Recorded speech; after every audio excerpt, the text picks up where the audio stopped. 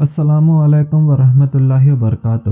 سورہ الزلزلہ کی فضیلت ترمذی شریف کی اس حدیث سے پتہ چلتی ہے کہ ایک شخص حضور صلی اللہ علیہ وسلم کے پاس آیا اور کہا، یا رسول اللہ مجھے پڑھائیے۔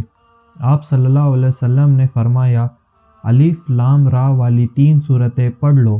تو اس نے کہا، میں بوڑھا ہو گیا ہوں، حافظہ کمزور ہو گئی ہے اور زبان بھی موٹی ہو گئی ہے۔ تو آپ صلی اللہ علیہ وسلم نے فرمایا، حام میم والی صورتیں پڑھا کرو۔ اس نے پھر وہی وجہ بتائی۔ آپ صلی اللہ علیہ وسلم نے فرمایا، یسبح والی 3 صورتیں پڑھ لیا کرو۔ اس نے پھر وہی وجہ بتائی اور کہا، یا رسول اللہ مجھے کوئی ان سب صورتوں کی جامع صورت کا سب دیجیے۔ تو آپ نے اسے الزلزلہ کی صورت پڑھائی۔ جب اس نے صورت الزلزلہ کی تلاوت پوری کری تو اس نے کہا، اس کی قسم جس نے تمہیں سچا رسول بنا کر بھیجا ہے کہ میں اس میں اپنے من سے کچھ بھی نہیں ملاؤں گا، اور وہ شخص اٹھ کر چلا گیا۔ تب حضور صلی اللہ علیہ وسلم نے فرمایا کہ وہ شخص کامیاب ہوا، وہ شخص کامیاب ہوا۔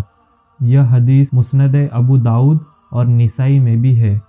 تو چلیے جانتے ہیں اس سورت کی تفسیر۔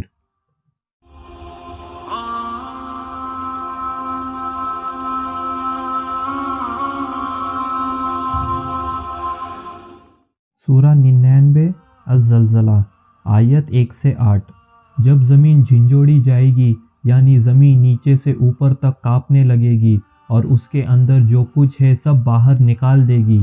صحیح مسلم شریف میں ہے کہ حضور صلی اللہ علیہ وسلم نے فرمایا کہ زمین اپنے کلیجے کے ٹکڑوں کو اگل دے گی، سونا اور چاندی ستونوں کی شکل میں باہر نکل پڑے گے۔ قاتل اسے دیکھ کر افسوس کرتا ہوا کہے گا کہ ہائے، اسی مال کے لیے میں نے فلانے کو قتل کیا تھا، آج یہ مال ایسے ہی پڑا ہوا ہے۔ اسی طرح رشتہ داری توڑنے والا کہے گا کہ اسی کی محبت میں آ کر میں نے رشتہ داروں سے سلوک نہیں کیا تھا۔ چور بھی یہی کہے گا کہ اسی کی محبت میں آ کر میں نے ہاتھ کٹوا دیے تھے، آج وہ مال ایسے ہی پڑا ہوگا، کوئی اسے دیکھے گا تک نہیں۔ پھر جب اس مال کے ساتھ ہی دیکھے گا کہ ساری اگلی پچھلی لاشیں بھی زمین نے اگل دی ہے، تو حیران و پریشان ہو کر کہے گا کہ آخر اسے کیا ہو گیا ہے۔ پھر آگے فرمایا کہ زمین گواہی دے گی۔ نسائی شریف کی حدیث ہے کہ حضور صلی اللہ علیہ وسلم نے یہ آیت پڑھ کر کہا کہ جانتے ہو زمین کس چیز کی گواہی دے گی؟ تو سب نے کہا، اللہ اور اس کے رسول ہی بہتر جانتے ہیں۔ آپ نے فرمایا کہ ضرور زمین گواہی دے گی ہر مرد اور عورت کے بارے میں کہ اس نے زمین پر کیا کیا۔ زمین گواہی دے گی کہ فلاں فلاں شخص نے فلاں نیکی یا بدی فلاں جگہ فلاں وقت پر کیا ہے۔ پھر آگے فرمایا کہ خدا اس سے فرمائے گا کہ بتا، اور وہ بتاتی جائے گی۔ پھر فرمایا اس دن لوگ مختلف قسموں کی جماعت بنا کر لوٹیں گے، کوئی بد ہوگا تو کوئی نیک ہوگا۔ مسند احمد میں اور نسائی میں ہے کہ مالک رضی اللہ تعالیٰ عنہ نے تو حضور صلی اللہ علیہ وسلم کی زبانی یہ آیت سن کر فرمایا تھا کہ صرف یہی آیت کافی ہے، اور زیادہ نہ بھی سنوں تو کوئی ضرورت نہیں۔ صحیح بخاری شریف میں حضرت عدی بن حاتم رضی اللہ تعالیٰ عنہ فرماتے ہیں کہ آگ سے بچو اگر آدھا کھجور کا صدقہ ہی ہو۔ ایک دوسری حدیث میں ہے کہ مانگنے والے کو کچھ نہ کچھ دے دو، چاہے جلا ہوا کھور ہی ہو۔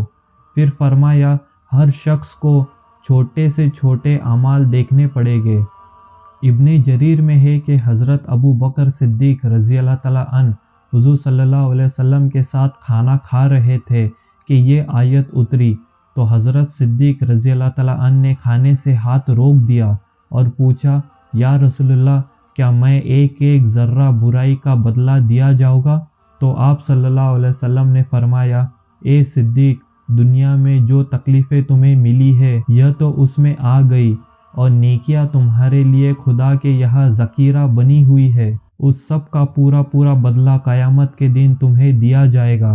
حضرت ابو سعید خدری رضی اللہ تعالیٰ عنہ نے حضور صلی اللہ علیہ وسلم سے یہ آیت سن کر پوچھا کہ حضور صلی اللہ علیہ وسلم کیا مجھے اپنے سب اعمال دیکھنے پڑیں گے؟ فرمایا ہاں۔ میں نے کہا افسوس۔ آپ نے فرمایا ابو سعید خوش ہو جاؤ، نیکی تو 10 گنا سے لے کر 700 گنا تک یا اس سے بھی زیادہ اللہ تعالیٰ جسے چاہے دے دے گا۔ ہاں، گناہ تو اسی برابر ہو گئے۔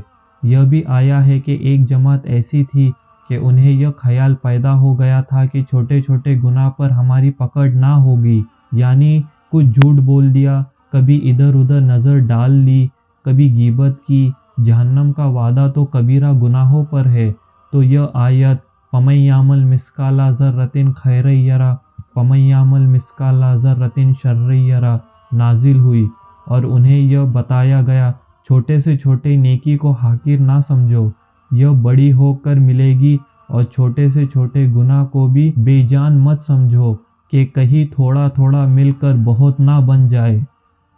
صدق اللہ العظیم۔ الحمد والشکر للہ رب العالمین۔